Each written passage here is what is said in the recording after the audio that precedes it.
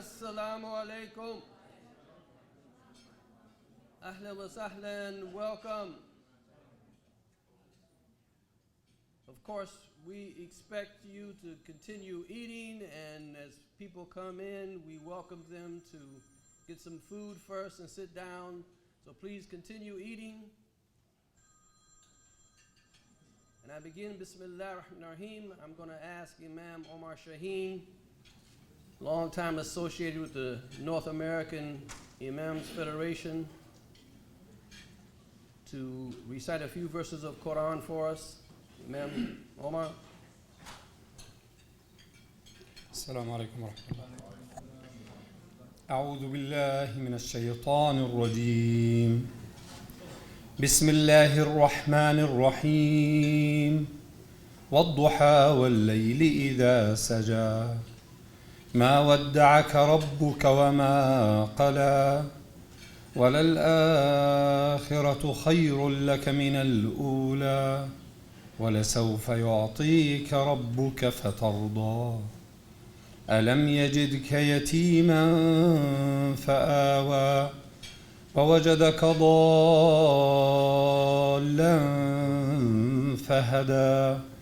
ووجدك عائلا فأغنى. فأما اليتيم فلا تقهر. وأما السائل فلا تنهر. وأما بنعمة ربك فحدث. صدق الله العظيم.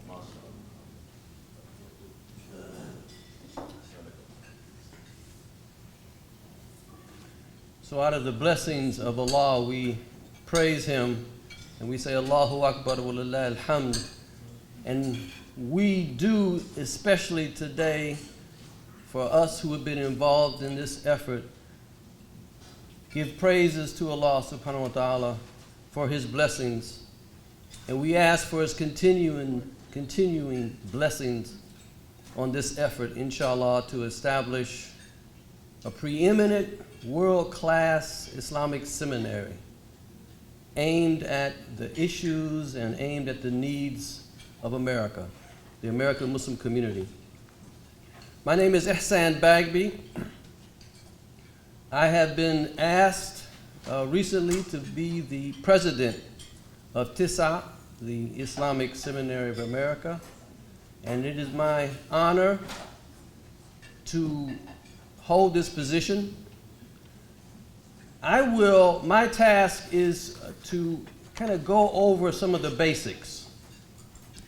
Inshallah, we will have time afterwards for question and answers, and inshallah, we'll be able to answer questions that you might have about this effort.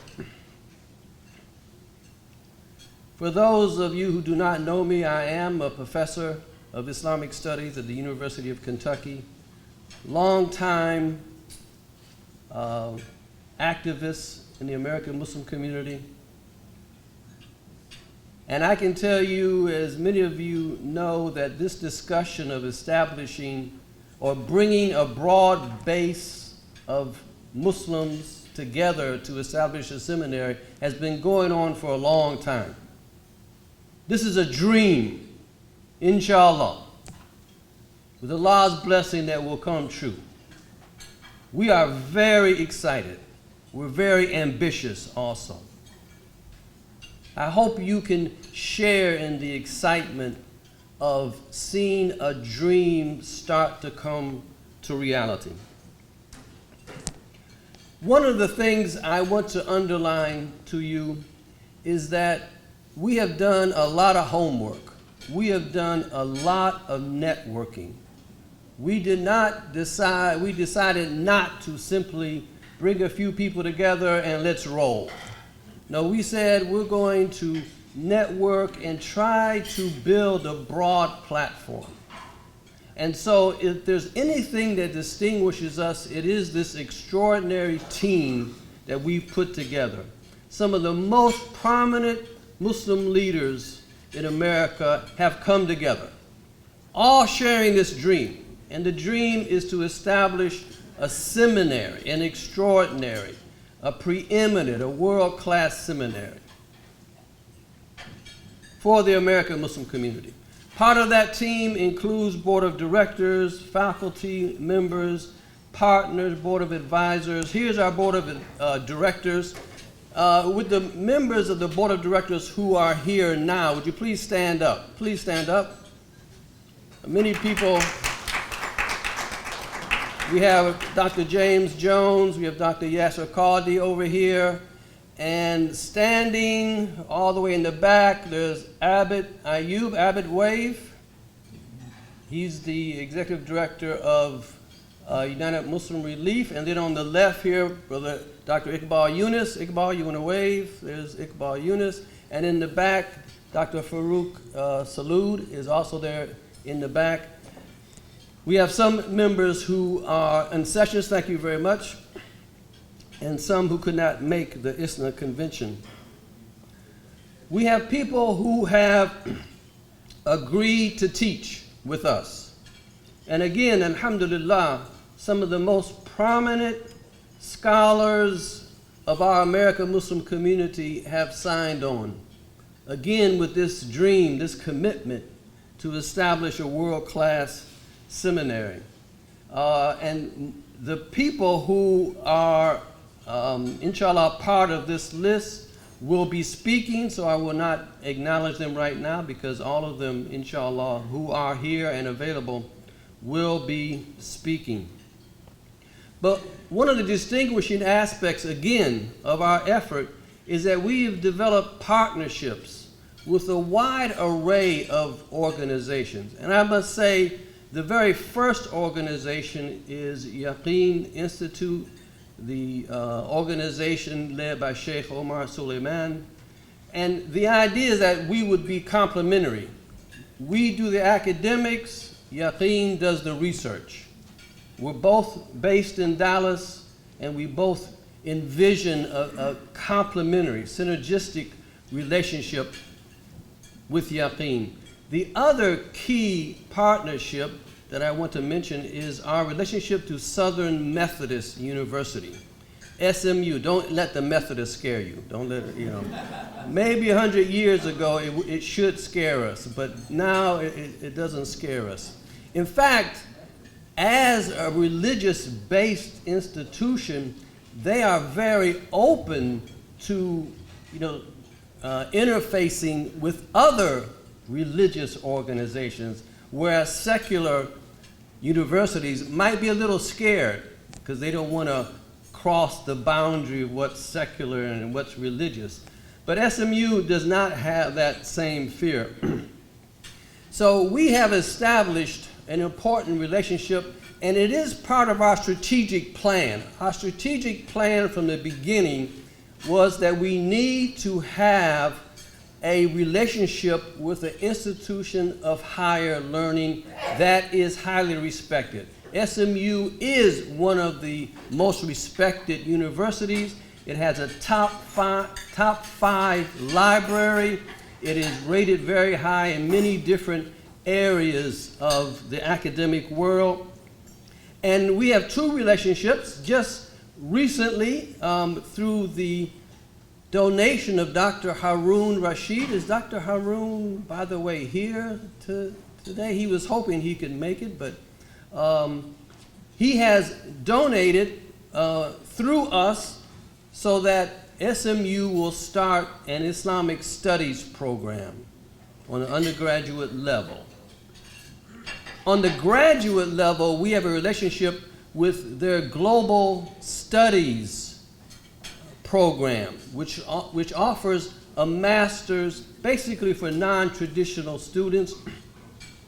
They have a program in Islamic studies, and so we're going to have a collaborative degree whereby our students can take courses at SMU on the graduate level, and they can take courses with us, and they will be, if they finish the program, then they will get a master's from SMU and a master's from us. Association of Muslim Chaplains, again, a very strategic decision because we want to train chaplains. We want to prepare chaplains for the American situation. So we have a very strong relationship with the biggest association of Muslim chaplains, AMC. And in fact, with AMC, we've been sponsoring for the last, 8 years, what's called a Shura in-service conference. So we have established a very strong relationship with the Association of Muslim Chaplains. A continuous charity, many of you maybe do not know this organization. They offer interest-free loans for students who are in school but who are hesitant about interest loans to finish their education, and they will be working with us in financial aid for our students. Fawaka is another important partner. Our brother Saif, Omar, will be speaking to us, but Fawaka is one of the preeminent programs in teaching Arabic language. And so, again, we're not interested in reinventing the wheel. We're not interested in doing something that other people are doing. Can we synergize? Can we work together? So we'll be working together with Fawaka. And then United Muslim Relief is one of our partners. Brother Abed is here. Brother Ameen is here with you. And Imam Omar, who is with UMR, is also here. So, and that relationship is because Muslim relief organizations hire people. Probably if you looked at kind of per capita, Muslim relief organizations hire more Muslims than any other organization. But the complaint is that most of them are not professionally trained. So we have developed a relationship such that we will work with them to develop courses towards a certificate and inshallah a degree in nonprofit management where we will train their workers or their people who are interested in working for the many Muslim relief organizations. Here's our board of advisors, a very diverse group of people. So what has motivated us, and it's a need that probably all of us understand and share, and that is simply the fact that almost all of our full-time paid imams are from overseas, about 90%, or even if they were American born, they've gone overseas to study, and that's about another 5%. So about 95% of all of our full-time paid imams are born abroad and trained abroad. And if we as a community are going to truly be established in this country, we need to have our imams, who are our religious leaders. Inshallah, they are the face of our community. And we need them to be preferably American born and American trained. That's the vision.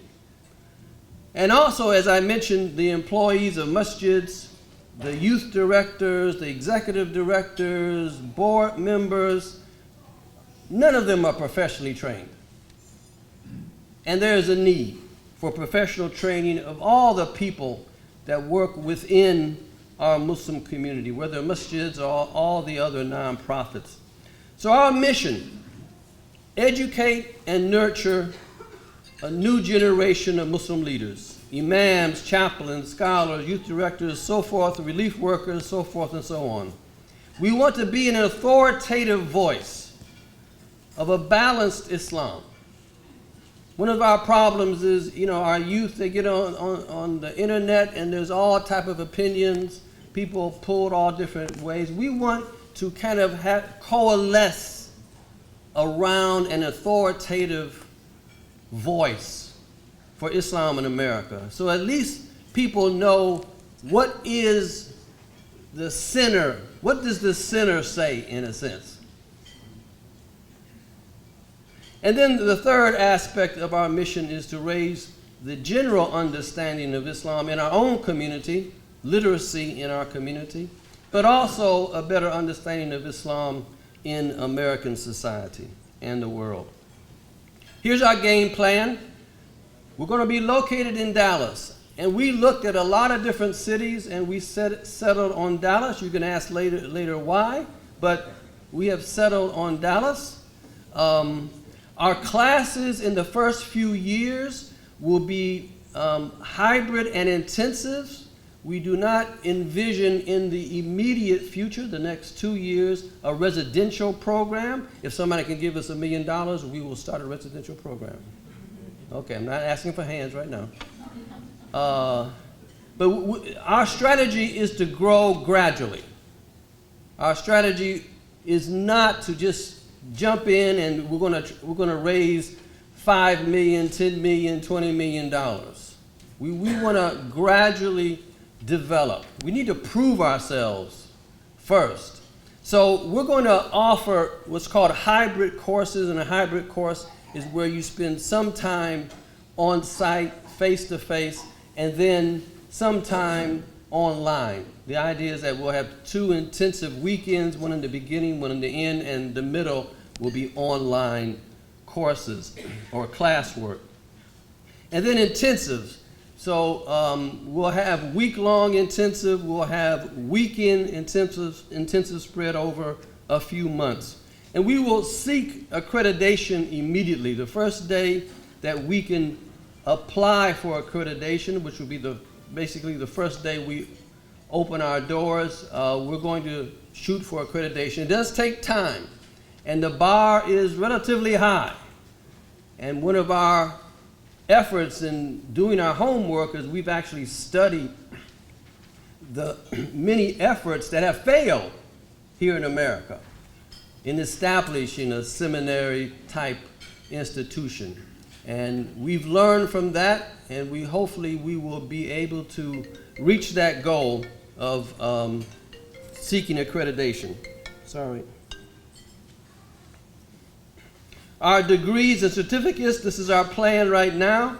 We will start offering courses that will lead up to a certificate and degree, but they're your masters. We will have a collaborative master's with SMU, we've talked about that, and then a Master of Divinity, which is a higher level of a master. A Master of Divinity is the language of American religious organizations, and it means that that person is qualified to be a chaplain.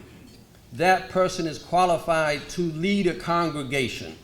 So that is, in a sense, your chaplain or imam's degree, and will require more study, a longer time to complete that degree to qualify to be a chaplain or imam. And then graduate certificates. We hope to open admissions, applications, and also class registration by January 2019. We'll have our course schedule for our first year, and classes will begin September 2019. So that's when we open our doors. So we have a year, and again, we've planned that so that we can raise the money, develop support and awareness, inshallah, so that we can begin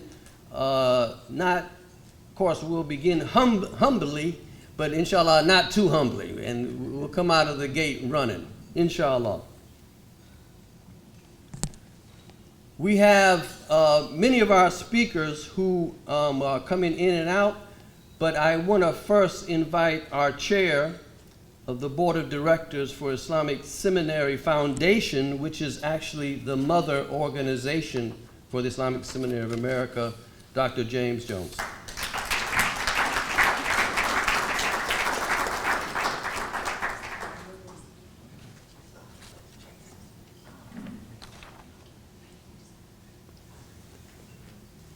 Bismillah, walhamdulillah, wassalat wassalam ala rasulillah.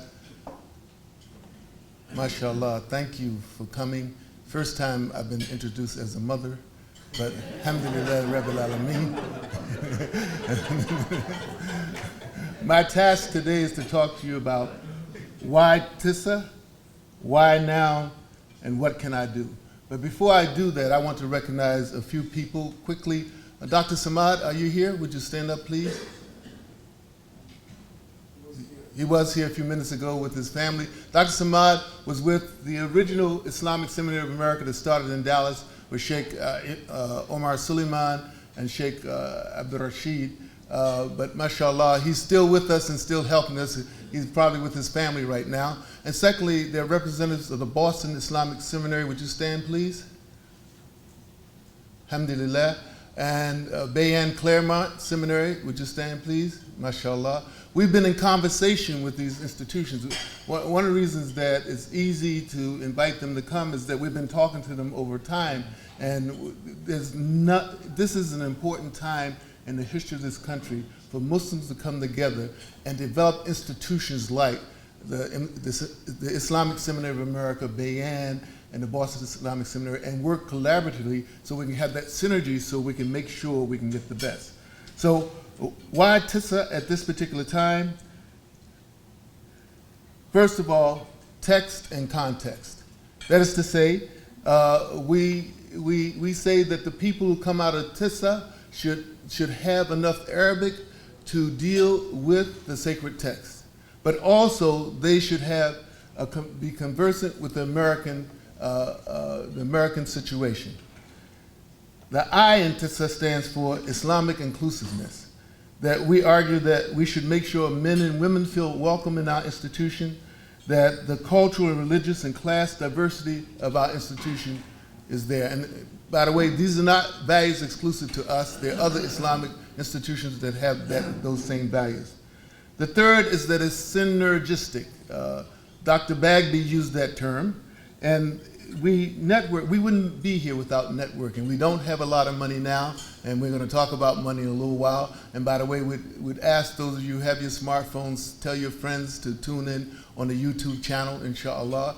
You know how to do that, so they can hear the pitch, because we need money aside from the networking and resource development we've done.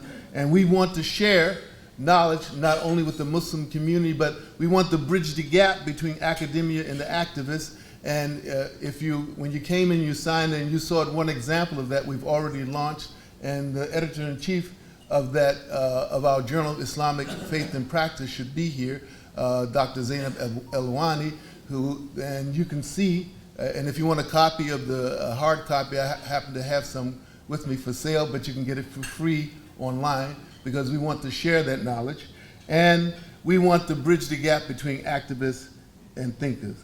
So if you look at the people who are involved in this institution, you'll find people who have years and years of experience on the, quote, front lines of community organizations, and you'll find people who've been, particularly Dr. Bagby and I just by ourselves, but there are other people been in academia for a long time. And so we want to bring the best of both together, inshallah. So why now?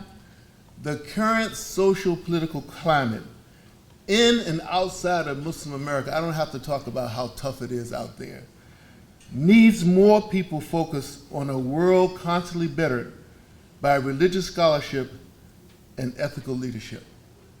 We ought to be the leaders for ethics in this country and worldwide. We have to be. All we have to do is look at the situation in Yemen, the situation in Palestine, in Gaza, the situation in Flint, Michigan. All we have to do is look at those situations and see that we need people who are focused on ethical leadership in this country and worldwide.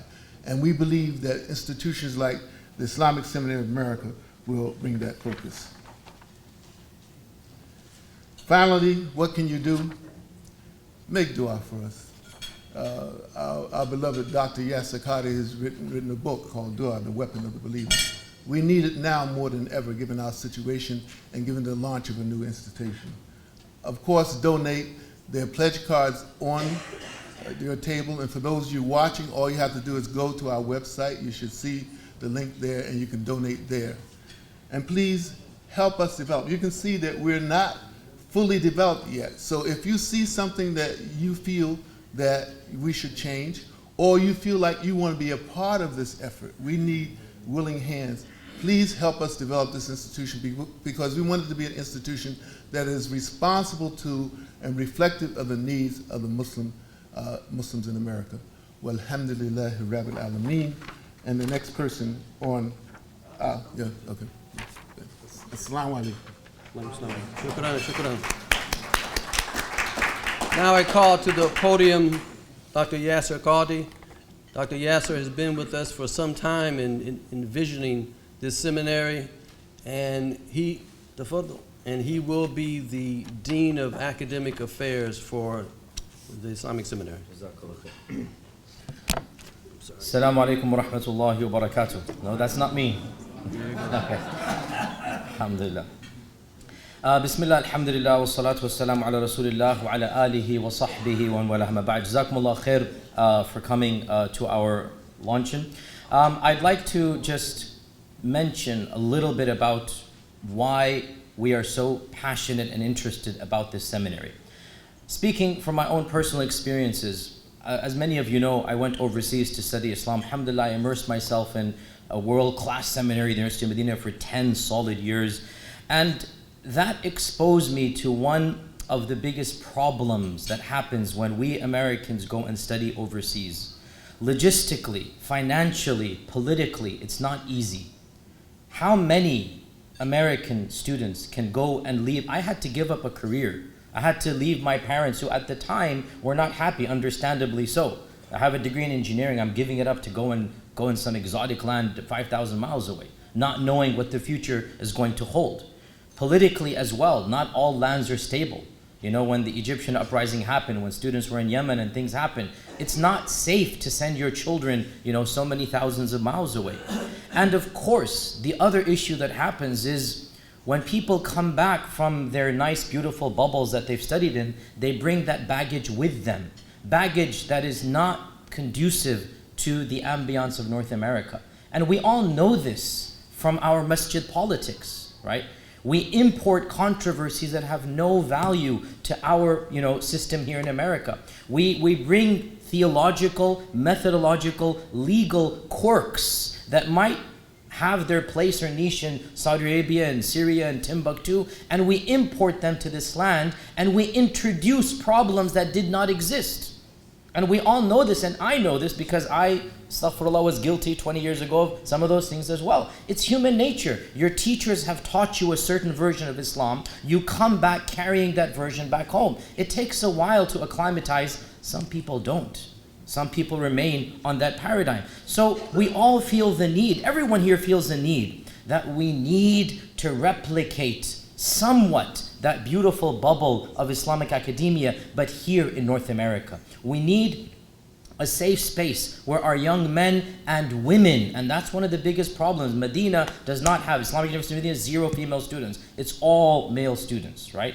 And you cannot move the program forward if you don't train women as well. Now, obviously, we're not going to train them to become Friday praying leaders. That's not going to happen. But to become muftis, definitely. To become muhaddithas, definitely. Mufassiras, definitely. Faqihas, definitely. From the beginning, the tradition had this. So we need to be able to train a new generation, and that training needs to be done here in America. And it needs to be done by people who understand that, yes, we are a Muslim ummah, so we have ties with Egypt, with Syria, with Arabia. We have ties with all of these trends of Islam. But in the end of the day, those umbilical cords need to be cut. We were nourished from them, no question about it. We got our training at Azhar, Medina, Islamabad, Timbuktu. That's where we trained with the tradition. But now that we're here, those umbilical cords need to be cut. And we need to flourish in a new land and a new place. And that's why it's so exciting that this is happening right here and now. This is not the first time this project has been attempted. You know, from over 30, 40 years, people have been thinking about a seminary in North America. And some of those seminaries have failed, some of them have diverted, some of them are doing some great work. And wallahi, as Allah is my witness, I speak on behalf of all of us, we wish them all the best. There's no negative competition. We wish them all the best, but we feel there's need for more. We feel there's need for another and there's healthy competition is good. Alhamdulillah, everybody's going to have barakah. We have our vision and our methodology that we believe is bringing something new to the table. So what makes us different from others? Well, first and foremost, the sheer quantity and diversity of voices who have joined on our platform. Alhamdulillah, you've seen, some of the scholars and the thinkers and the activists. Alhamdulillah, I think it's the first time that we have this quantity and quality. Also, the cooperation with SMU, this is new. SMU is very interested in having a joint program. We already have an MOU in the works, and inshallah, within a few years, we plan to, and they're open to the idea of a joint degree. That's big news for an institution as a high caliber as SMU to be interested in having a joint program. That's, alhamdulillah, a game changer. And we hope to basically bank in on that enthusiasm on both sides. As well, the methodology that we have, we are very, very clear in where we're coming from. We are sympathetic to the tradition of Islam. We are sympathetic to our past heritage, but we are not wed to it. We are not wed to it. So we understand that we are coming from a tradition of Islam, and we love that tradition, but not any one tradition. And we are very clear in this regard. The seminary does not represent one strand of Islam. We respect those strands. And in fact, when I got the offer to become the dean, and Dr. Jones and Dr. Bagby, alhamdulillah, I appreciate the trust they had in me, and they can testify to this. The first thing that I said, look, for better or for worse, I come with certain baggage. People assume certain things about me. I would say they're not true, but they assume certain things about me and my past and whatnot. The seminary has to be above those assumptions. So I said, you need to hire alternative voices as well. You need to make sure there are people that have trained in Azhar, people that have trained in Syria, people that have trained in Africa, in Timbuktu, in Malaysia. We need to show the diversity of the ummah. Even if I'm the deen, fine, that's one voice. And it is a voice, but it is not the voice. And that's something we're very clear from the get-go. We respect the tradition, not a particular tradition. And we also understand the tradition needs to live in modernity. The tradition needs to be rethought through to a level. Now again, I don't want to get too advanced here, but yes, we are not going to rehaul the entire tradition. We're sympathetic to where we came from, and we understand that the Quran and the Sunnah is our source, and we are very clear about that. Of course, the Quran and the Sunnah is the primary source of where we derive our theology and fiqh and laws from. But those sources, they can and should be understood in light of modern context. Now, how far we go and this is methodological, and inshallah, when we get to that stage, we can be more, in students of knowledge, we can talk about this. But the point is that we understand that the tradition of Islam is something that needs to be respected, even as it needs to be fine-tuned for the time and the place that we live in. So we're coming with a very, I would say, ecumenical, open-minded spirit, that neither are we throwing away the tradition, nor are we completely going to stick to one particular understanding. I would say this is a healthy balance that America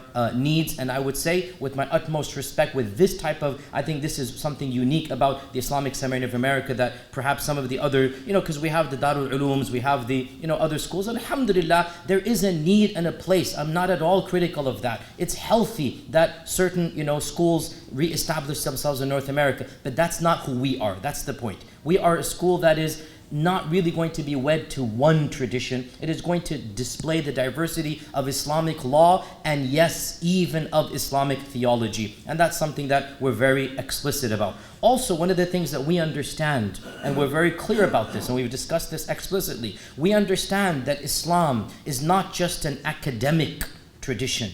There's an element of spirituality as well. And that is why we are so adamant that the teacher-student relationship must exist at some level. It is true that we cannot house students for an entire 2-3 years. We wish we could. Eventually, that is the goal. Because I study with my teachers. Imam Zaid studied with his teachers. Sheikh so-and-so studied with his teachers. We know the impact of being with scholars.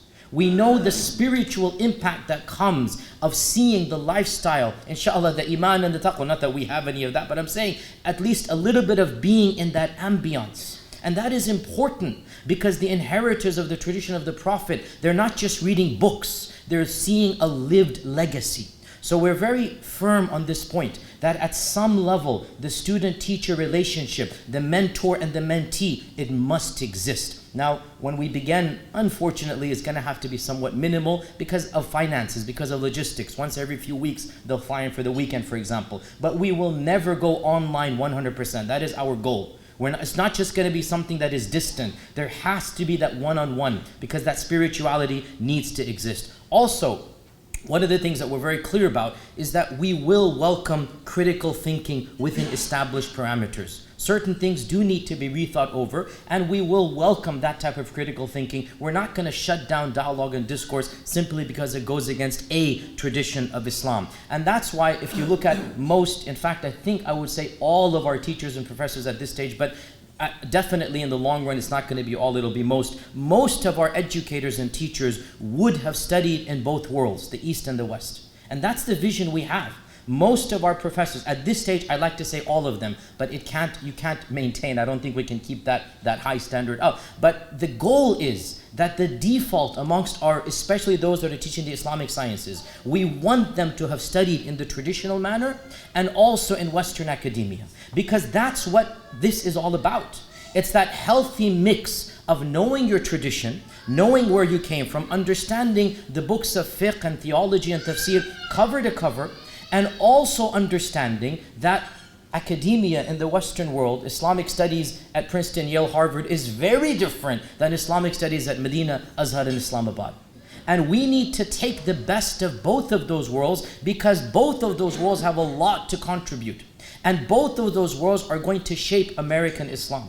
So we want our professors and educators to be familiar with both of those worlds. And by and large, pretty much all of our teachers, either they've actually studied bona fide with degrees in the Eastern world, or they've studied with ulama and teachers and they understand the tradition, and then they have PhDs, obviously, from Western academia. That combination, it is rare, but at the Islamic Seminary, we are essentially getting the help of anybody and everybody that has combined both of those parameters. And I think that that's something unique, something exciting, something that is unprecedented as of yet. And as I said, we wish the best for all the Islamic institutes out there, but we feel what we're bringing to the table is new. What we're bringing to the table is exciting. What we're bringing to the table, frankly, it is the future of Islam in North America. Because if you want Islam to flourish in any land, you cannot import your scholarship from other lands. If you want Islam to flourish in any land, you need to groom your ulama and your teachers and your mufassirs and your faqihs from within your own peoples and have them study and train in your own institutions so that they are the best qualified to then be role models and teachers and preachers to their own people. So we feel that this is going to be a game changer, inshaAllah ta'ala. We have a long-term vision. I don't want to promise too much, but the Masters is only the beginning. And I don't want to say more than this, but you get the point, right? Inshallah, we hope that the Masters is just the beginning. We want to go beyond this. We want to do something, inshallah ta'ala, that will be a full-time school, a PhD, everything. That's long-term. We have to start somewhere. This is where we're beginning. We're excited, we're enthused, we're making dua to Allah subhanahu wa ta'ala, and of course we need your dua and your support in any way possible. May Allah subhanahu wa ta'ala keep our hearts united. May Allah subhanahu wa ta'ala utilize us to be servants of His faith and His messenger. May Allah subhanahu wa ta'ala bless all of us in each of our efforts, cover up our sins, exalt our efforts, and bless us in this world and the next. Jazakumullahu khairan. Wassalamu alaikum wa rahmatullahi wa barakatuh.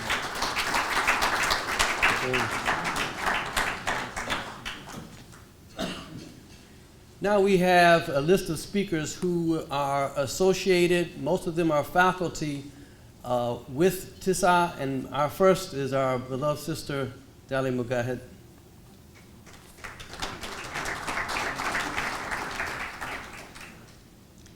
Assalamu alaikum. Bismillah ar-Rahman ar-Rahim.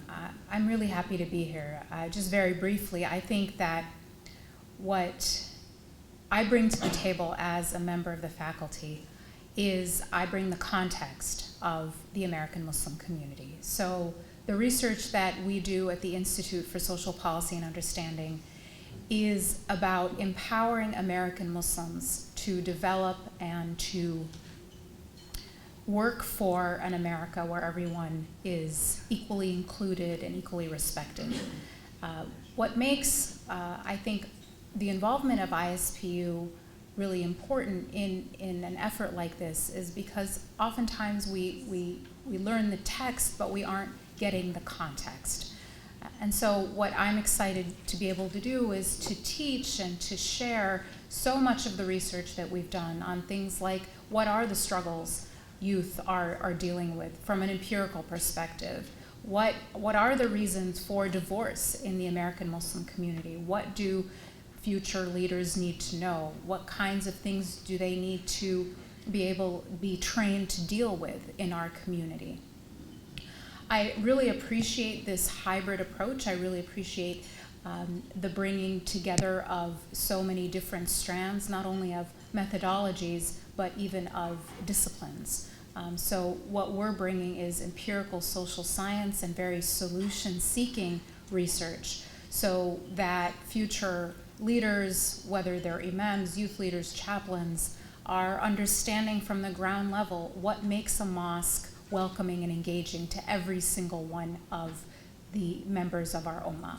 And they can then enter into the beginning of their career already enabled, already with those tools in hand.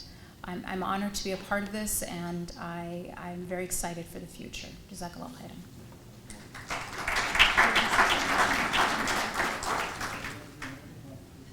Many of our speakers have speaking engagements, so I'm going to switch up and I'm going to ask Azhar Azeez, who has been with us from the beginning and advising and consulting with us, and Azhar has been a long-time supporter. Azhar. Thank you so much. Assalamu alaikum. Alhamdulillah wa salatu wa salam ala rasulillah. I'm really excited since this project is happening in Dallas. The seminary will be based out of Dallas. I've been a resident of Dallas for past 25 years. So I want to thank Dr. Ihsan and Dr. Jimmy Jones. We had multiple interactions, multiple meetings. And as a humble servant, as an ordinary activist, I will do my part to assist this wonderful group of brothers and sisters who have this first of a kind project that I could think of, and I'm very optimistic about it. In one of my conversations with our esteemed scholar, Dr. Yasir Qadhi, he did share with me a while back that especially in academia, there are not too many Muslims. And this is where we are way behind, because when you are associated with an educational project, you have a very unique opportunity and ability to interact with people. People look up at you, people listen to you, and you have an opportunity to communicate directly with them. And even though we take great pride in this fact that we know so many Muslims who are serving as professors and deans and head of the departments, but still compared to the whole population, still it's a very small number.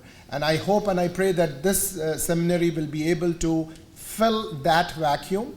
And inshallah, I'm very optimistic. I have known SMU for 25 years. I have spoken over there many times. MSA used to be very vibrant over there in SMU.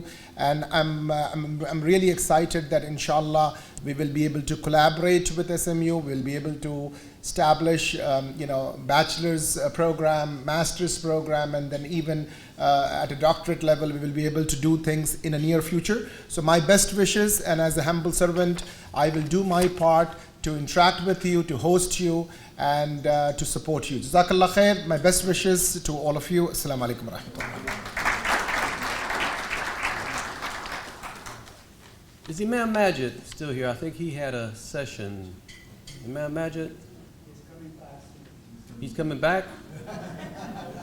Okay. So let me, while we have maybe this small window, I would like to ask Imam Zaid Shakir to come up and say a few words. Imam Zaid has been with us in this journey and has, given us his insight, and I would like Imam Zaid to come up.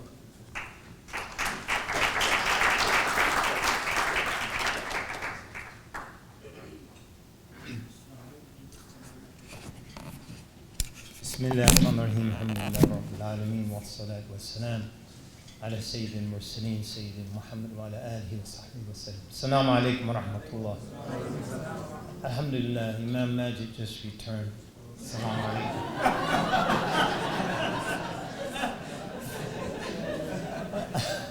He did. And I actually have to leave, so very quickly I'd just like to say that it's been a blessing to have an opportunity to work even in a limited capacity with the program, primarily in consultation with Dr. Jones, former New Haven neighbors, New Haven, Connecticut.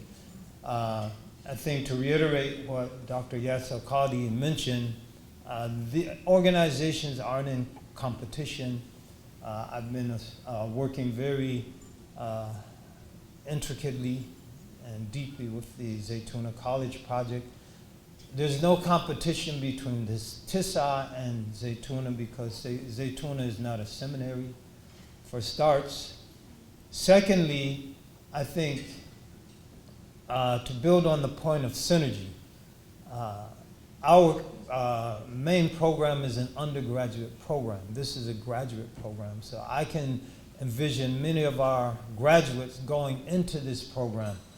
Darul Uloom was mentioned. Darul Uloom primarily is a junior high school program, so some of our students are actually students who have studied in the Darul Uloom, and they have the advantage of having memorized Quran, so our memorization component, they don't have to deal with that, so that frees them up to focus on other aspects of the curriculum. So there's a natural synergy already that exists between many of our major Muslim community educational institutions, and I think this initiative will only heighten that synergetic relationship, strengthening all organizations directly involved, indirectly involved, and those who might not be involved at all. I think they will experience residual benefit. So I think this is something we should all get behind. It's something we must get behind because it's not an idea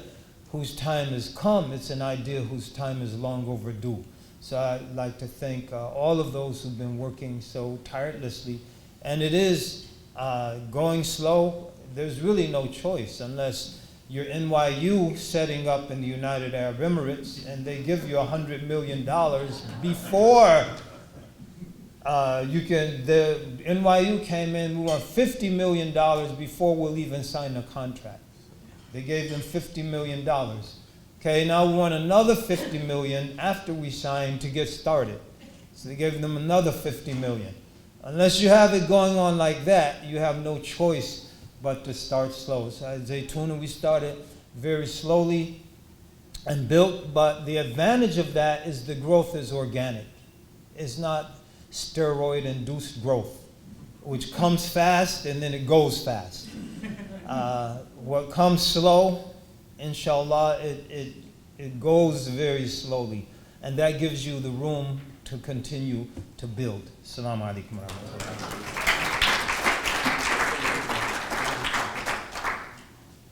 The disadvantage of being, 6'4" and never having mics that are properly situated. And now I would like to ask Imam Mohamed Magid to come. Imam Magid has been a long time advisor, almost from the very beginning. Imam Magid has been part of our discussion and dialogue, and he has also agreed to be part of our faculty to teach courses. Imam Magid. Bismillah, alhamdulillah, salatu wassalamu ala rasulillah.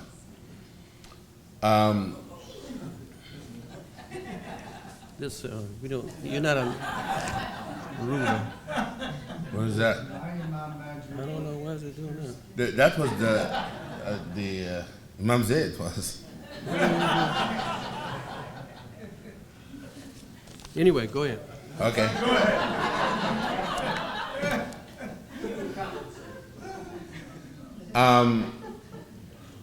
I would like just to say that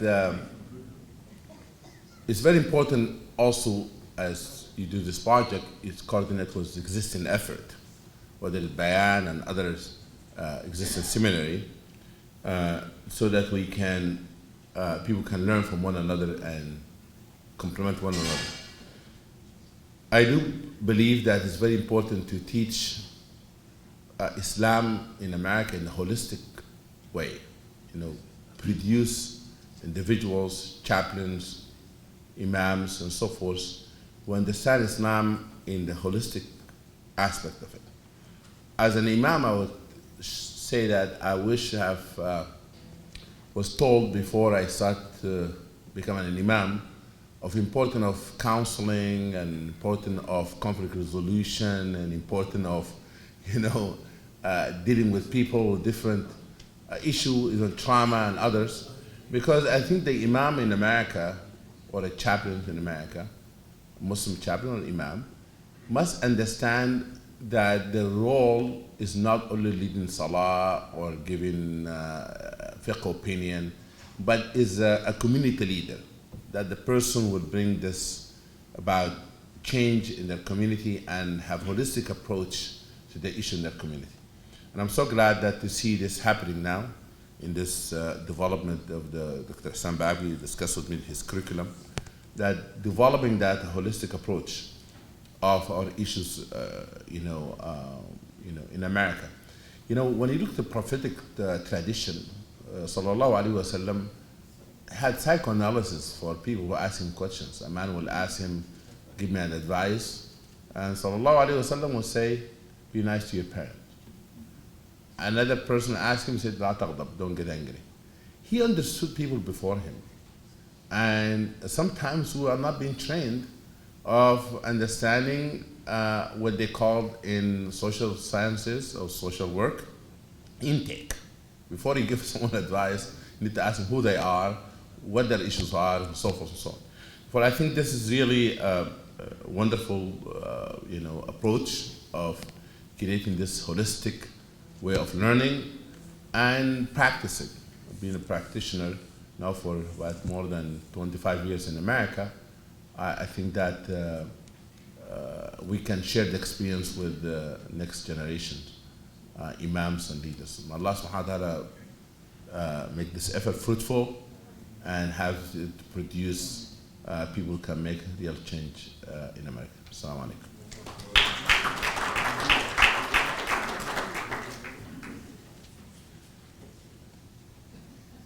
Oh, okay. I think. There he is. There he is. I would now ask a person again who's been with us almost from the very beginning in thinking out who we are. Dr. Zainab is here, right? There she is, yes. Dr. Zainab Alwani, faculty, come on up. And she is also the editor of our journal, the Journal of Islamic Thought and Practice. السلام عليكم ورحمة الله وبركاته. الحمد لله والصلاة والسلام على سيدنا وحبيبنا محمد وعلى آله وصحبه وسلم. رب اشرح لي صدري ويسر لي أمري واحلل عقدة من لساني يفقه قولي. السلام عليكم ورحمة الله وبركاته. A few years ago, Dr. Johns asked me to think about having a journal for the seminary before even it starts. And the reason, I guess, it's to framework the vision of the seminary even before it starts. Why this journal is important and what is the difference between this journal and thousands of other academic journals.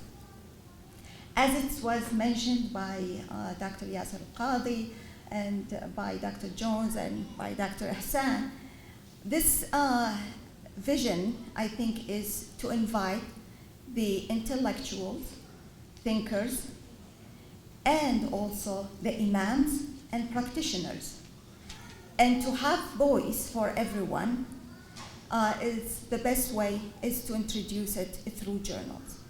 And this Islamic faith and practice, after almost 3 years of hard efforts and hard work, it was launched last March, right? Yes. And the first, alhamdulillah, the first volume was very successful, and we received good reviews from both the intellectual and also from the imams and practitioners. Our second volume, inshallah, that's what we are preparing for. It will be about Islamic ethics in the American context. We have a good also abstract and so many, inshallah, papers you will see in short articles, but we still willing to invite all of you if you have any maybe short articles or discussion. We are really open to have more on this volume, specifically because we are discussing Islamic ethics in American context. We have so many issues, and the volume is still open, so please feel free to contribute.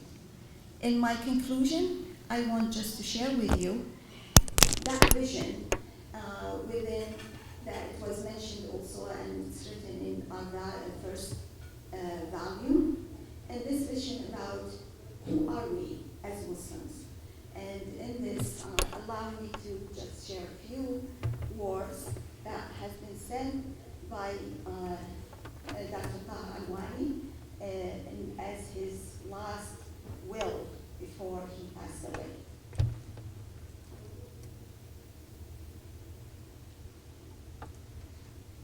I sanctify justice, celebrate freedom, and honor humanity. While demonstrating gentleness with the weak, I remind the strong that there is always someone who is stronger than him. I advise the rich to fulfill the rights of the poor, while I remind the poor that the rich among them have been entrusted with God's wealth to fulfill the rights of the poor. I love goodness and gentleness and reject evil. I invite to piety and reject violence. I cling to the rope of guidance and uphold the truth. I fight lies and desist and forbid corruption. I seek reconciliation to the extent possible. I yearn for peace and despair of war. I love humility and strive for a good life. I stand in awe of death, yet I believe that this is a bridge I must cross, to cross from fleeting life to one that is eternal. I desire the best ending and seek refuge in God from the contrary. I love heaven and detest hellfire. I seek security and hate instability. I abhor hatred. I'm not profane, destructive, or corrupt. My lineage extends to Adam and Eve, for Adam is my father and Eve my mother.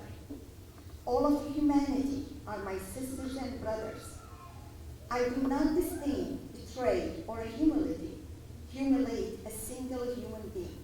Rather, I strive to guide the human beings, light their path, and walk with them along the path to heaven.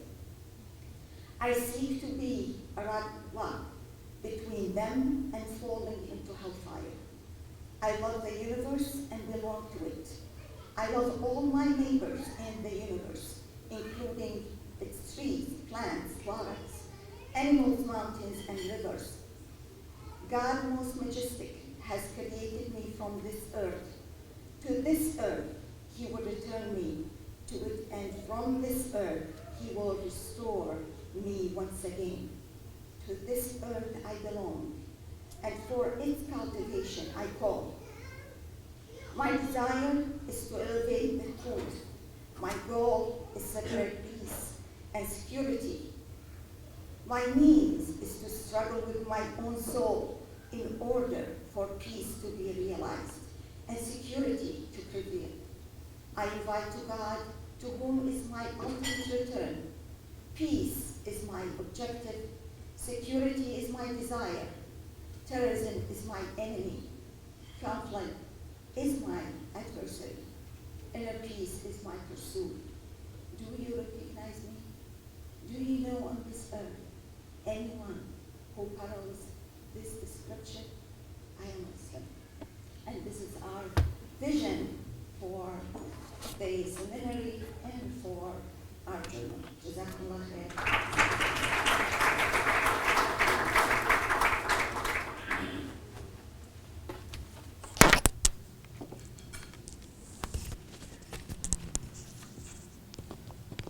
I now ask our sister Roula Allouch to join us. She has already taught a mini course with Dr. James Jones down in Dallas, and she has agreed to be a faculty member with TISA. Jazakallah khair, Dr. Bagby. I feel like I should cede my picture time back to Imam Magid, but we'll keep it up there. Bismillah ar-Rahman ar-Rahim. Assalamu alaikum, everybody. I'm really excited to be here with you all, and mashallah, I'm happy to see such a packed room as we're here to celebrate the launch of a really important initiative for our community. As our brother Malcolm reminded us many years ago, education is a passport to the future. In the past few weeks, I've been reflecting a lot on what education means to us as individuals and also as a community. Some of you know, and it kind of reflects it up there, I'm an attorney, and I met recently with a Muslim sister who was a former client, and she's also somebody who, mashallah, has inspired me a lot over the past years. When I met her, she was newly married, a new immigrant in the United States, and she was surviving in a marriage with domestic violence, and she was looking to find safety. Unfortunately, at the time, she did not find proper counseling from a local faith leader that she reached out to. Alhamdulillah, her story has a good ending. She was able to make her way to a safe place, and I'm really happy to share that in addition to finding safety, she found financial stability and independence to the point where she's sending money to her parents and her siblings. Within a few years, she went from being unaware of how to navigate a trip to the local grocery store to earning a master's degree and an MBA from a local university, mashallah. So she inspires me repeatedly, but I share that story as a reminder for all of us, first, alhamdulillah, of what education can do in a good way, because education changed her life for the better, alhamdulillah, but also of the potential negative ramifications of a lack of proper Islamic education can have with regard to our community that our faith leaders are reaching. And alhamdulillah, the education of our religious and faith leaders through the work of the Islamic Seminary of America will inshallah empower our community in a positive way and set our community forward on an even better path in the future. Brothers and sisters, knowledge is power, and we look forward to seeing the power of this work so many in our community will learn from being educated about our faith here out in our country in a way that is mindful of our diversity and our inclusivity, that empowers and teaches our women and our men and reflects the social justice teachings of our beautiful faith. Principled and experienced leadership matters, and I can think of no two better people to lead this effort than Dr. Jones and Dr. Bagby, alhamdulillah, along with so many who are joining the way. So I hope that you will join us in supporting the Islamic Seminary of America today and as it grows in the future, inshallah, to be a productive, added value for our community, inshallah. Jazakumullah khair. Assalamu alaikum.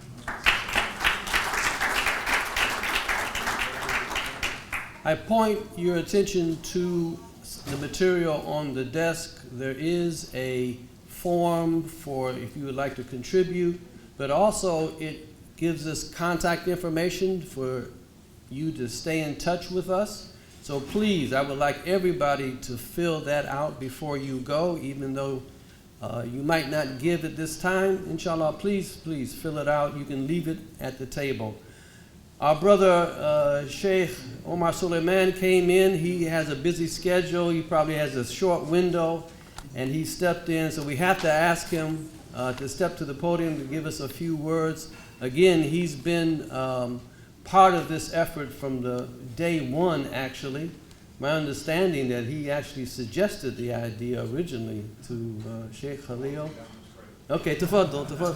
Oh, what happened here? Oh, okay, sorry. Controversial, against football.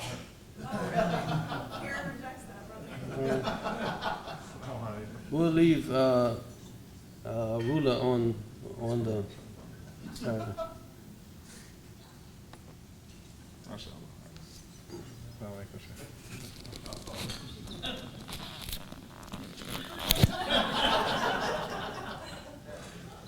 Assalamu alaikum wa rahmatullahi wa barakatuh. Bismillah, alhamdulillah, salatu wassalamu ala rasulillah wa ala alihi wa sahbihi man wala. I'm not Sister Roula, and those are, mashallah, not my qualifications, though I would have liked to be an attorney. My brother's an attorney, so I would have, no, okay, I don't want to be an attorney. You're right, actually, I take that back. Alhamdulillah, there's been all of this discussion over the years about Dallas and what's special about Dallas, and the irony of Texas being the hub of Islamophobia in America, while also being a place where many institutions are taking root, where many of our imams and scholars have relocated, where there's been a migration of sorts of a Muslim community to Texas, Houston, Dallas. And subhanAllah, my father is actually, he's a Houstonian. He came here in the 60s, so he considers himself a Houstonian. And always talks about this. He met my mother at U of H, so they're Houstonians to the core. And the one masjid that was in Houston at the time, right? And we see where it is now, alhamdulillah rabbil alameen. And we see where Dallas is now as well. And I'm not going to get into the Dallas versus Houston, because I think that we are awliya of one another, inshallah ta'ala. We support one another. With that being said, one of the things that happens when you see the potential that exists in a place like Dallas, because someone will say, well, why Dallas? It would be a waste of resources, a waste of community potential, if nothing came out of Dallas of this sort. And alhamdulillah, we have incredible institutions already that exist in America, in Dallas, and this will be, inshallah ta'ala, one that hopefully brings all of that talent together and moves it in a direction that's for the betterment of us all. I'm excited about the potential. I'm very grateful to Dr. Jones, Dr. Bagby, and everyone who has been a part of moving this forward. I pray that Allah subhanahu wa ta'ala puts much barakah in it, much blessing in it. And I pray that we are able to make the most of the opportunities that have been given to us for His sake. And I think that's the best thing that we could ask for, that Allah puts some fruit in it so long as our intentions are to please Him and to establish institutions that will continue to carry the light of Islam forward, inshallah ta'ala, after we are long gone. Jazakumullah khairan to everyone who's a part of this. Assalamu alaikum wa rahmatullahi wa barakatuh.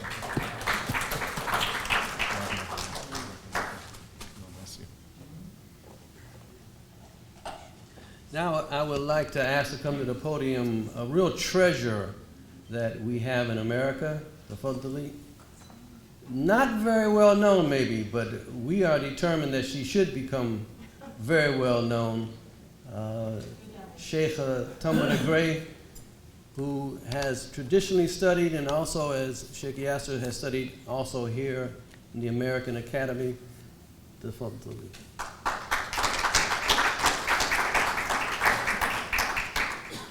Assalamu alaikum. Bismillah ar-Rahman ar-Rahim. Salatu wassalamu ala khatam al-anbiya Sayyidina Mohamed wa ala alihi ashabihi ajma'in. Congratulations. Congratulations to all the people who have been part of this project since the very beginning. Congratulations to all of you who are here hearing about it for the first time. And congratulations to all of the students, the first students and the next generation of students that will be able to study in such a really diverse and exciting a seminarium project. I am a new addition to the project, so I was learning along with you, and I am so pleased and excited to be part of this, and I want to thank you for inviting me. What a blessing to be here. I spend most of my life in the world of women. I teach women, I work with women, I do sort of traditional teacher-student tarbiyah of women. And in my world, very often I have the stray email or Facebook post or tweet that says, come on, won't you teach men? Come on, let me register at Ribat. Come on, won't you open up a halaqah just for, in fact, the best one I ever had was a Facebook post that said, please, we'll sit in a closet in the basement.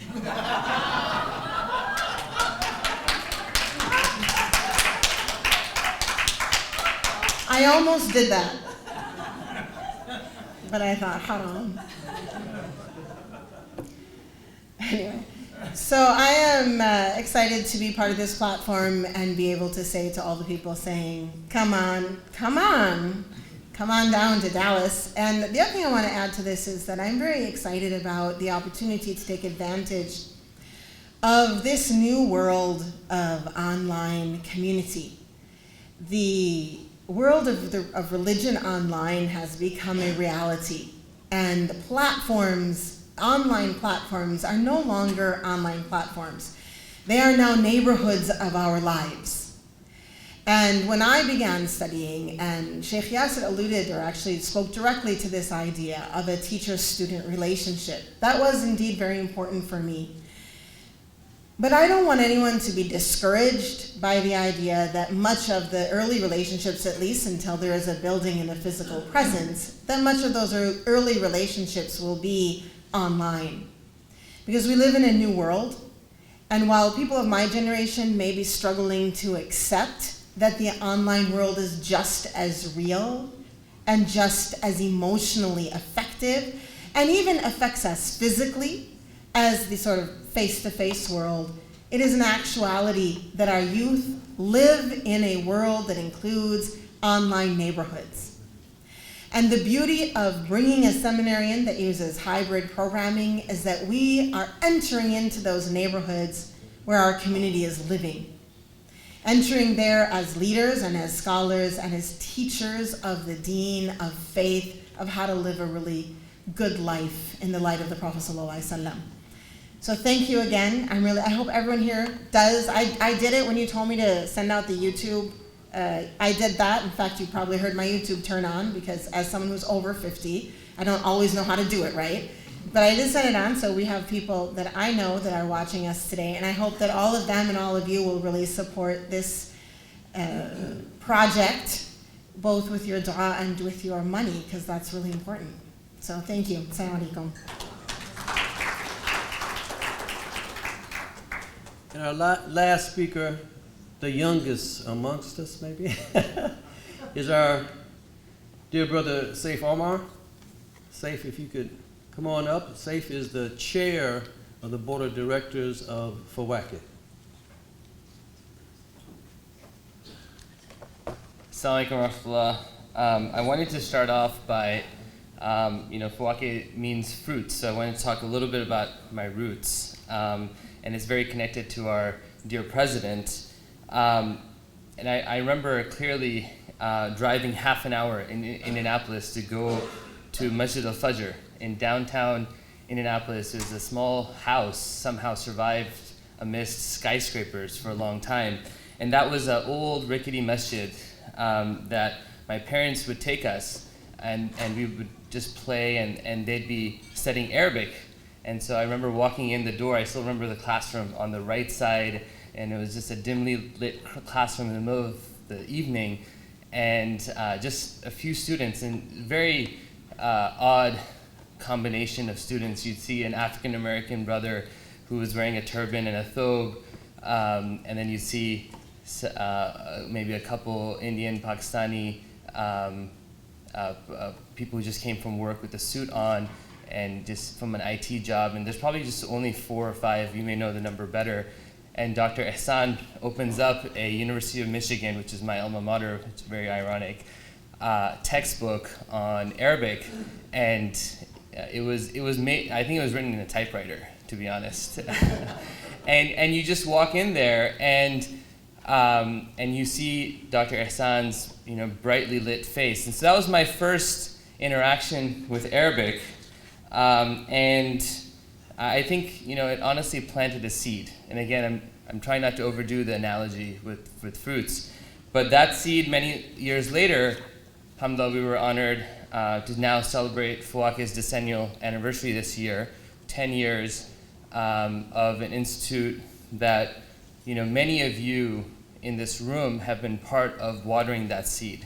I can see many of our speakers have attended Fawakih, have contributed, And I'm really honored that this has really been a wide-based collaborative effort. And people ask me who created the Fawake curriculum, and there's no author on it, although Seth Sam Ross here has been working on it for 6-7 years. The answer I give, as I said, the Prophet ﷺ's favorite dish was the one with the most hands in it, and I would say that that's the curriculum for Fawake over the last 10 years. That this year we're now very proud to announce that the 6th level curriculum is now complete and getting ready for publication. It's had so many people's hands in it, and we're honored to have to be part of this effort. And I know I stand here in the shadow of giants to represent Fawake, but alhamdulillah, through everyone's support and effort, we've now had 1,000 students who have gone through year-long courses with Fawake over the last 10 years. We've had courses in a dozen states, in-person, online, in-person, on-site courses, and recently we've now, basing off of what Sheikh Tamara also is saying, have experienced immense growth and community and learning and success in our online platforms. We've also, mashallah, produced 25 instructors, and so the seminary's goal of not only being a passive recipient of knowledge, but actually engaging people to, going to the core of the Prophet ﷺ's teachings of "Balligh anni walau ayah," to convey for me, even if it's one ayah, that in empowering those who are part of this journey to not only be recipients, but with the aim of being the future leaders and teachers, and that there is this interactive intake-output approach. I just wanted to share a few things that we've learned from this 10-year journey, and I know many of you are far more experienced in this effort, but as it comes to Arabic, we've seen the critical importance of being student-focused, and I appreciate the effort of the community of being so wide-based and so connected with the needs of the students and adapting, almost reverse engineering the organization based on what the student needs, whether it's their financial needs and their needs for getting jobs, whether it's their needs of issues that are facing them day to day, so that we bridge the theory and the academic and the learning to realities on the ground. Standardization of curriculum is something that we focus on at Fawake, in which we have the same testing, the same curriculum being taught in every single class, meticulously planned across all locations. In addition to that, focusing on keys, and I really appreciate the focus on Arabic, because it is something that can't be bypassed. The empowerment and we call Arabic miftah ulum, the key to learning, that we can't avoid those keys because the circumstances and times may change. The seminary is really establishing roots for 50 to 100 years, and we don't know the issues that will face future generations, but we know if they have the tools, if they have access, and they're not cut off from, although the umbilical cord may be cut off, they're not cut off from the resources and the skills to go back to the sources of Islam to reinvent the future. We will always have that guidance with us, inshallah. So I'm very honored to be here. As they say, fruit trees are very generous, and everything that Fawake has and all the experiences and resources, they're at the disposal of the community. They're at the disposal of this institution. Obviously, it wouldn't be proper for me not to, be here and support the work of these great elders and leaders that have inspired our journeys. Shukran.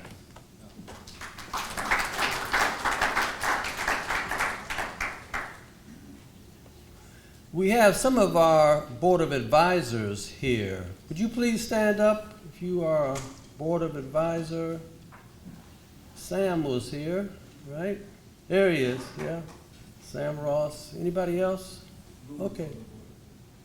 Well, Roula's an advisor, but she's more than an advisor.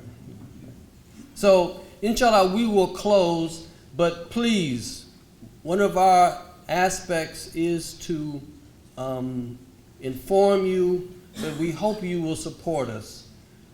Dua, inshallah, let us pray that Allah will purify our intentions.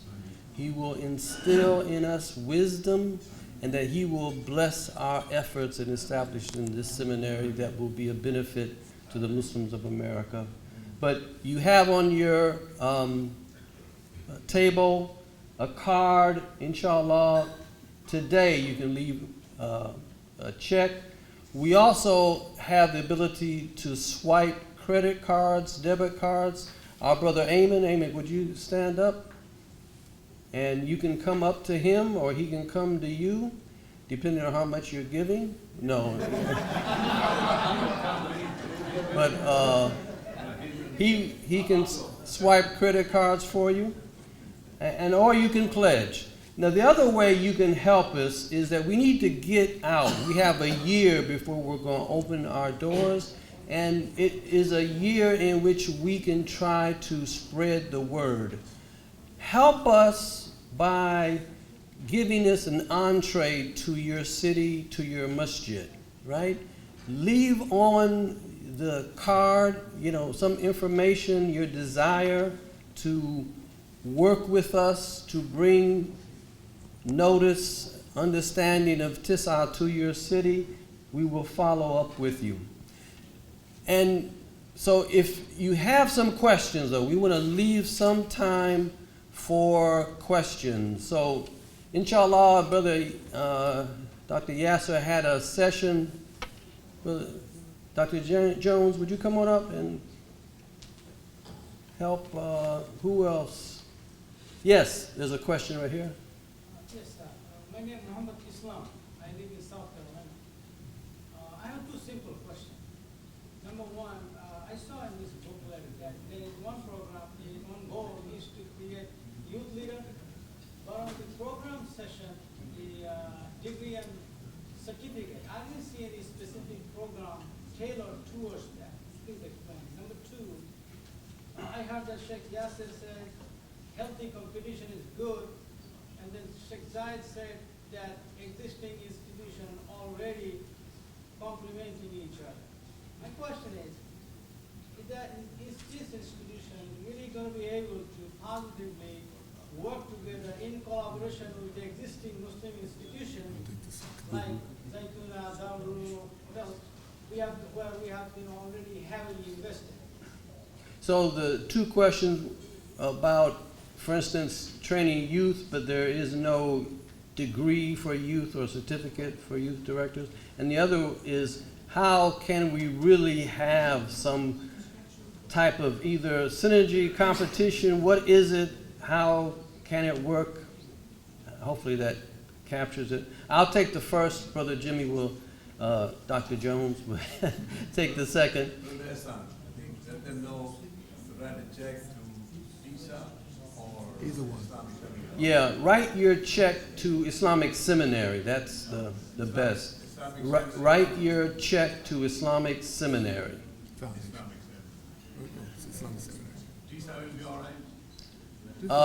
We would prefer if you wrote the check to Islamic Seminary. So the first question, embedded, we don't want to have too many certificates. So embedded in the certificate for non-profit management is either concentration, youth directors, relief workers, or whatever. So one certificate, one degree, with specialization in particular fields. That is the way we are envisioning it right now. And the second question? Assalamu alaikum. We've already started that collaboration. I've had multiple conversations with Boston Islamic Seminary, Sister Salma, who is the executive there now. We text back and forth about different issues because we don't see any competition. Also with Jihad Turk, who's the president of Bayan, and Munir, who's a close friend, who comes to our conference at Yale University every year. So it's not an idea in the future that we're collaborating and talking.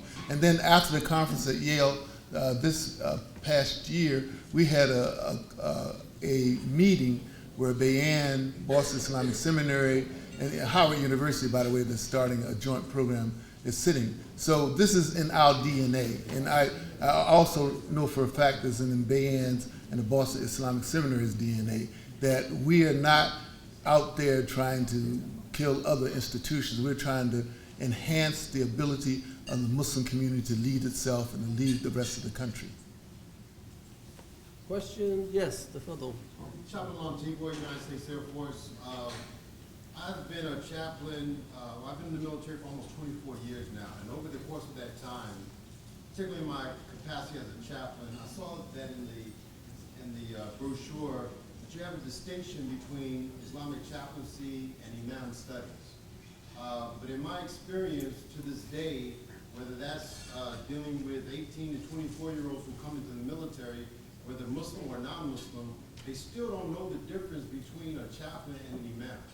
And I looked on your website just to see if that description, if there's a distinction that is made, and I would like to, if you could speak to that real quick. That is something that we will have to explain in greater detail.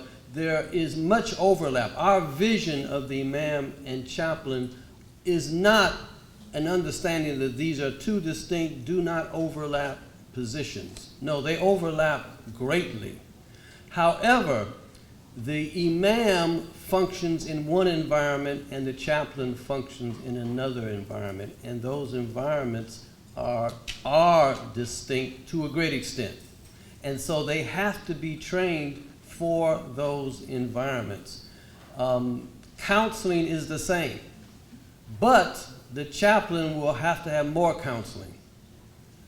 The Islamic sciences are the same. Memorization of Quran is the same. But the imam needs to have more Islamic sciences, the ulum al-Islamiyya, and maybe more Quran in terms of hifz al-Quran. So there's great overlap, but we see that there are differences enough that we think that the degree that prepares them for that position should be separate instead of thinking of them as exactly the same. That is our vision right now. Yes, yes. My name is Omar. I am the Dean of Islamic Studies Program in Graduate Theological Foundation. Why don't you come on up here, because I know people can't hear you in the back.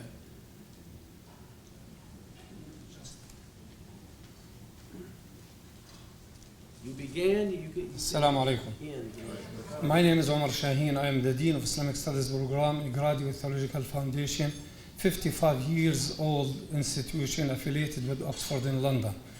My question, I did not hear about this, why we invent the wheel as a Muslim community, while we work very hard in the last 7 years in preparing a full programs for bachelor, master, and PhD in all departments, fiqh, hadith, aqidah, and tafsir. So, jazakum Allah khair. Well, we have studied everybody who's out there, including them, including the Graduate Theological School.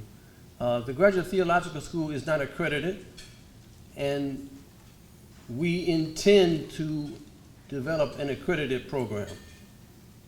So that's what distinguishes us at this point. But we want to learn and interface with everybody. And in particular, your effort and also the effort of NAIF, North American Islamic Federation, the Imams Association. Yeah.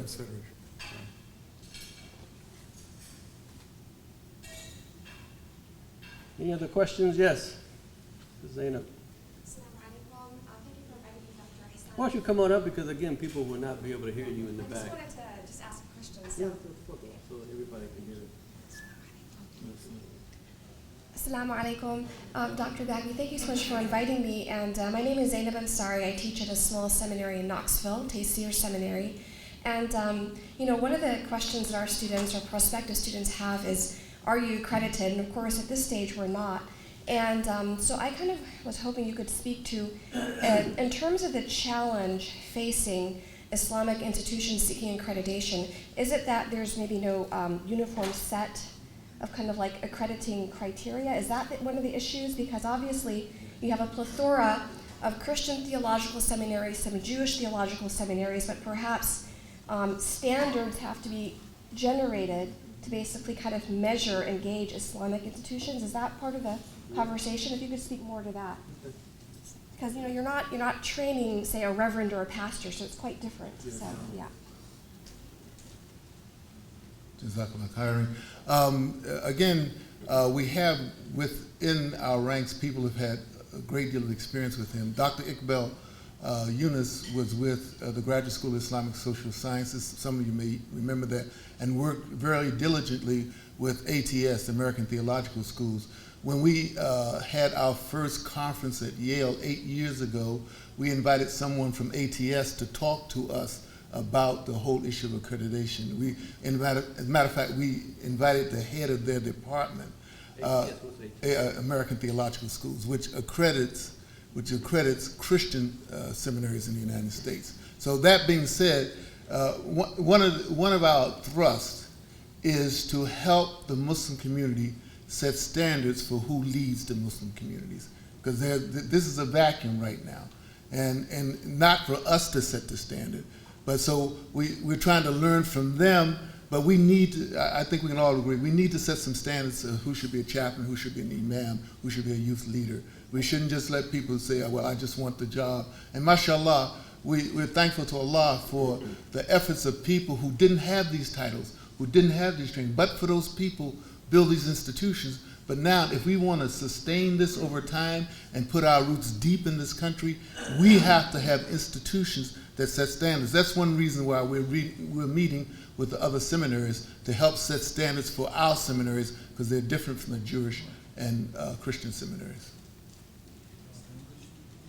If I could just add that we are first going to seek accreditation through this Association of Theological Schools, which is in the past has been completely focused on Christian seminaries. They are now willing to talk with other faith groups. So just recently, a Jewish seminary was accredited through them, but they had to go through a process of, in a sense, developing new standards of what a Jewish theological seminary should be like. And they have indicated to us their willingness to start the process of accrediting our effort, and at the same time developing standards for what an Islamic seminary should meet.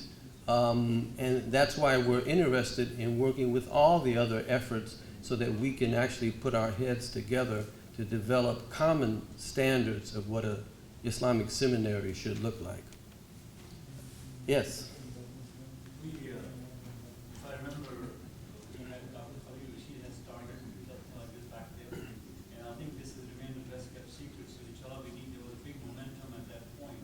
So do we have all those students in Plano, Collin County area that have big interest in that at that time? It was just Islamic Seminary at that time, if I remember.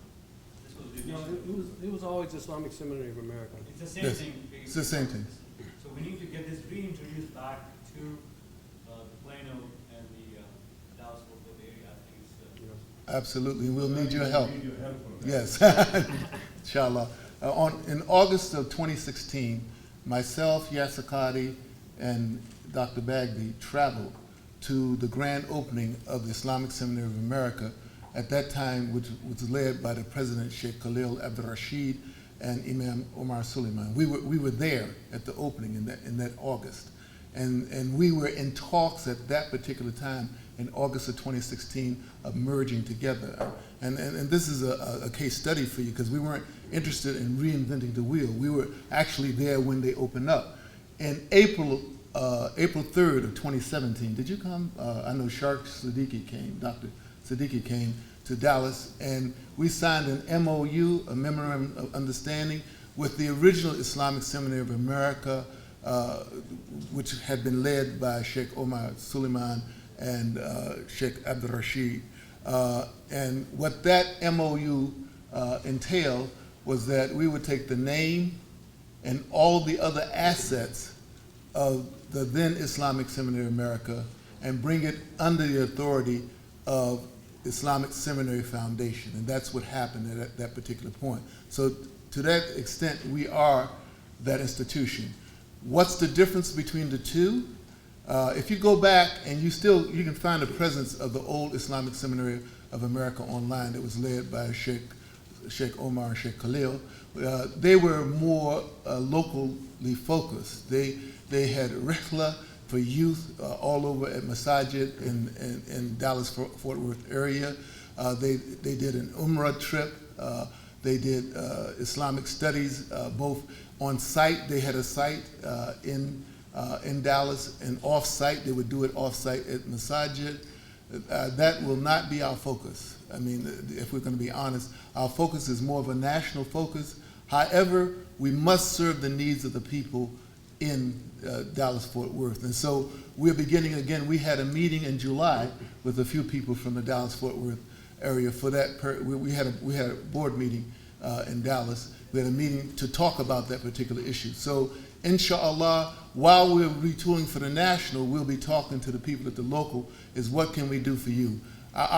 If we're honest with ourselves, we will not be as present in the local masajid as Sheikh Khalil was. I mean, we're just that, because our focus is to build a national institution that also serves the Dallas-Fort Worth area. So inshallah, we need the help of local people to do that. Because obviously some people have fallen away because our focus has changed. And some people like Dr. Samad, who was here earlier this morning, has stuck with us throughout the process. May Allah bless all of you. We are so happy. Wallahi, I think, our team is so happy to see the room full and so much interest, enthusiasm. My heart, and I'm sure all of our hearts of the people who put efforts towards this beginning of the Islamic Seminary are very happy, very satisfied. Please support us, make dua, and let us end by asking Allah to bless all of us and all of our efforts in His cause. Subhanaka bihamdik, ashhadu an la ilaha illa ant, wa nastaghfiruka wa natubu ilayk. Assalamu alaikum. If you want to write for the journal, the call is over there on the table.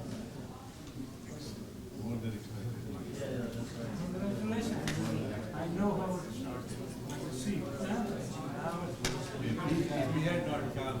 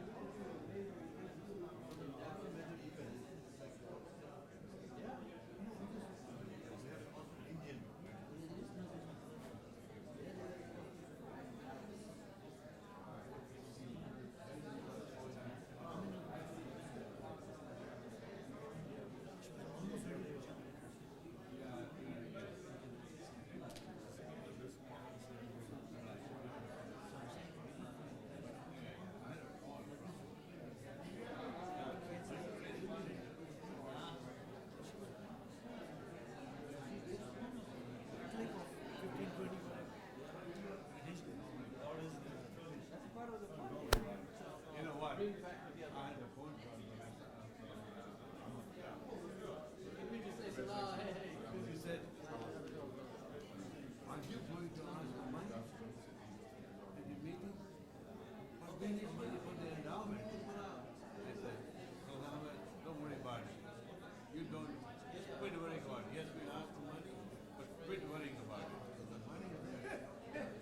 He doesn't need to get it. He knows money is there now. Anyway, we'll be in touch. Money costs so much to be done. But we need money. Quit worrying about it.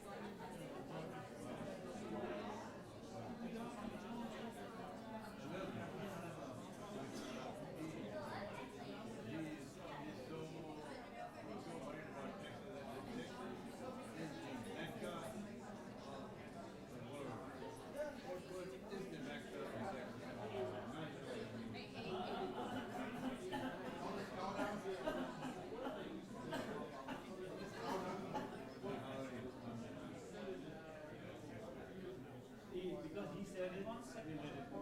If it was somebody else, we can.